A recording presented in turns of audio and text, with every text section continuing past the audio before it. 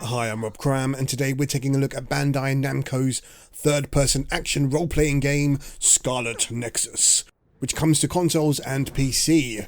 We're playing the PC version at max settings and in 4K resolution.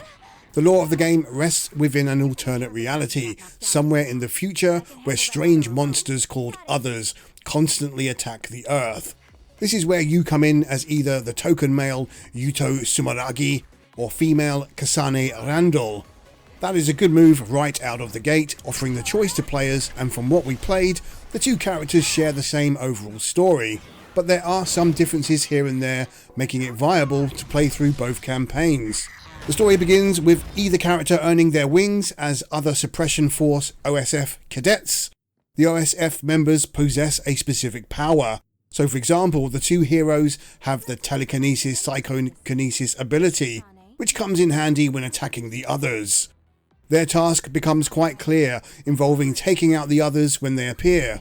However, something stirs within as the story takes some twists and turns, which we won't spoil for you here. Game on then. Scarlet Nexus' basic combat parameters look pretty standard fare on the surface, and during the opening you might think it's a little underwhelming. However, the ability to fuse standard melee attacks with hurling static objects using the telekinesis powers feels pretty slick and becomes flashy when you master the combo attacks, evasion moves, and using the powers of your OSF teammates with the SAS system. This is where the combat comes alive and offers a satisfying gameplay loop. Throughout the story, players gather additional characters who you don't directly control per se, but can use their abilities as part of your attack. For example, at the touch of a button, you have invisibility, slowing down time, fire, electricity, duplication, making your arsenal pretty diverse. This makes Kasane or Yorito extremely formidable fighters, and once you gain the full roster of OSF members, you can mix and match layers of attacks in real time. Players develop their chosen character using the brain map, which adds more power, additional movement options, and extended attacks, amongst other things. This is your standard skill tree where leveling up and spending points enables you to improve your chances. That said, whilst there might be a choice here in how you develop your character, by the time you reach the end game, it's likely you will max out every option as you hit around level 60. Players can tune their weapons somewhat by upgrading using gathered parts from the field when searching locations off the beaten track and defeated enemies. It offers a basic crafting system which allows you to create pretty much everything from weapons, battle items, gifts for your team members, and even customization items. You can also purchase these from any shop, which sit beside every save point, of which there are perhaps too many. There are plug-in slots to add bonus modifiers such as increased power, shields, XP boosts, and health. This is perhaps all standard fare for this type of action role-playing experience. One thing that was pretty disappointing was no option to preview any of the visual customization items. There is a requirement to purchase them first before you can see how they look on your chosen character, which is a shame, especially considering the cost of these using in-game currency. Again, familiar ground comes in the form of in-between mission relationships with the OSF teammates. You can talk to them via a text message system that directly connects to your character's brain, or specific bonding missions. Raising the bond level with each character via missions and offering gifts means they become more helpful during battles and will come to your aid more readily and increase their overall effectiveness. Scarlet Nexus does have a lot of fluff though in true RPG fashion, and at times the story does drag its feet a little, especially towards the end. Luckily for the impatient, you can skip most cutscenes. To be frank, we didn't care for all of the team members equally, with some piquing our interest more than others. They seem to follow typical RPG character tropes, making them seem less exciting than they could be.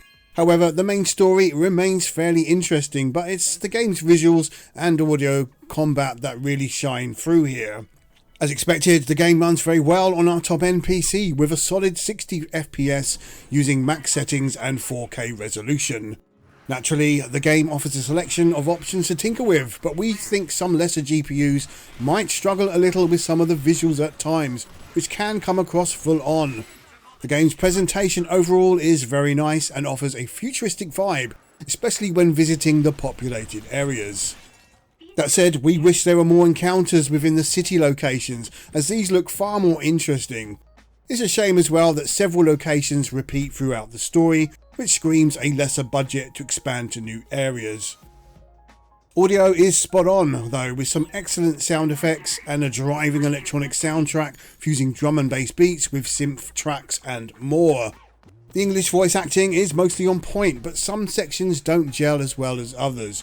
You can switch to Japanese with subs for a more authentic audio experience.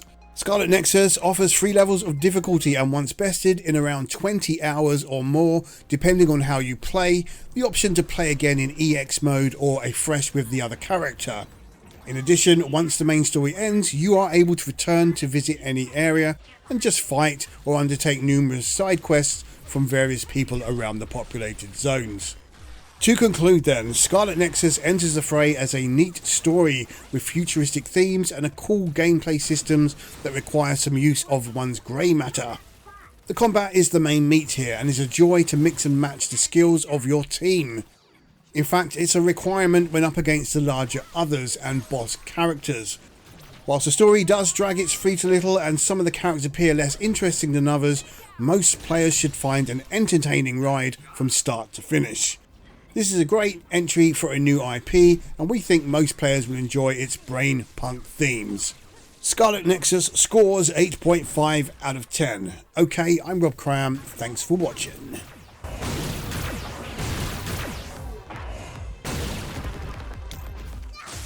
Leave it to me.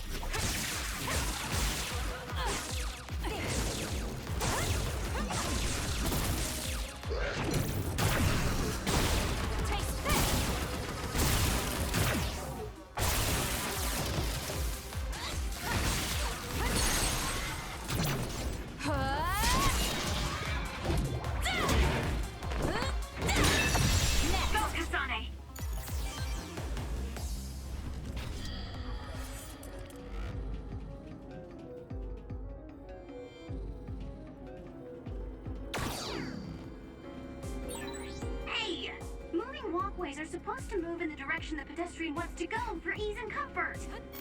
This is doing the opposite. Arashi, this isn't a walkway.